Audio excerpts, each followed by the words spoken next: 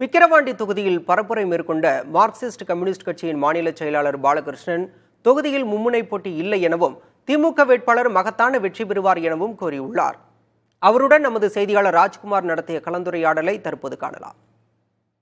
கூட்டணி கட்சி வேட்பாளருக்கு ஆதரவு தெரிவித்து இன்னைக்கு பரப்புரையில் ஈடுபட்டிருக்கிறீங்க. தேர்தல் களம் எப்படி இருக்கு? மும்முனை போட்டி நிலவுது. பாமக, நாம் தமிழரும் களத்தில் இருக்கிறாங்க. உங்களுக்கான ஆதரவு எப்படி இருக்கு சார்? இந்த தொகுதியை பொறுத்தவரையில் மும்முனை போட்டி, இருமுனை போட்டிங்கிறதுலாம் கிடையாது. கிட்டத்தட்ட திராவிட முன்னேற்ற கழக வேட்பாளர் அன்னியூர் சிவா அவர்கள் கடந்த எந்த தேர்தலை விட மகத்தான வெற்றி பெறுவார்ங்கிற நிலைமை தான் இருக்கு. கடந்த நாடாளுமன்ற தேர்தல் இப்பதான் முடிஞ்சது. அந்த தேர்தலில் நம்முடைய பாட்டாளி மக்கள் கட்சி வேட்பாளர், அதே போல நாம் தமிழர் வேட்பாளர்லாம், அதுக்கும் நம்முடைய ரவிக்குமார் இந்தியா கூட்டணி சார்பில் போட்டியிட்ட ரவிக்குமார் அவர்கள் வாங்கிய வாக்குகளுக்கு பார்த்தா இந்த சட்டமன்ற தொகுதியிலேயே எட்டி பிடிக்க முடியாத அளவுக்கு பெரிய இடைவெளி இருக்கு. அவங்க ரொம்ப கடைமட்ட வாக்குகளை தான் பெற்றார்கள். 2 பேருக்குமே டெபாசிட் இழந்து போச்சு.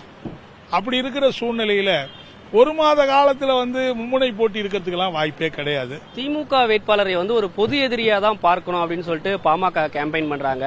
குறிப்பா வன்னிய சமூக மக்களுக்கு இடஒதுக்கீடு வழங்குவதற்கு திமுக மறுத்துருச்சு. கள்ளக்குறிச்சி கள்ளச்சாராய விவகாரம்லாம் திமுக சரியா கையாளல அப்படின்ற பிரச்சாரத்தெல்லாம் பாமக தொகுதியில வலுவா வச்சிட்டு இருக்காங்க. இது உங்களுக்கு எப்படி உங்க கூட்டணிக்கு ஒரு நெருக்கடியா இருக்குமா? பாமக இன்னைக்கு தேர்தலில் நிக்கிறதுனால அவங்க பரப்புரை என்கிற முறையில சொல்லிட்டு இருக்கிறாங்க. நான் என்ன கேட்கிறேன், அன்புமணி அவர்களை பார்த்து கள்ளச்சாராய சாவு இன்னைக்கு வந்திருக்குங்கிறது ஒரு உண்மை இருந்தாலும், இந்த கள்ளச்சாராய வியாபாரம் இந்த 2-3 வருஷத்துல தான் நடந்ததாங்க. இதே அன்புமணிக்கு தெரியாதா? அங்க 30 வருஷமா அது நடந்துகிட்டு இருக்குன்னு தெரியாதா அவருக்கு?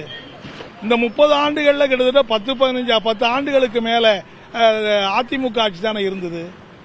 நீங்களும் அந்த கூட்டணியில் தானே இருந்தீங்க. அப்பெல்லாம் ஏன் உங்களுக்கு கள்ளச்சாராயம் கணக்கு படல? மாண்புமிகு முதலமைச்சர் அவர்கள் 21ஆம் ஆண்டு நடத்த வேண்டிய மக்கள் தொகை கணக்கெடுப்பை நடத்துங்க.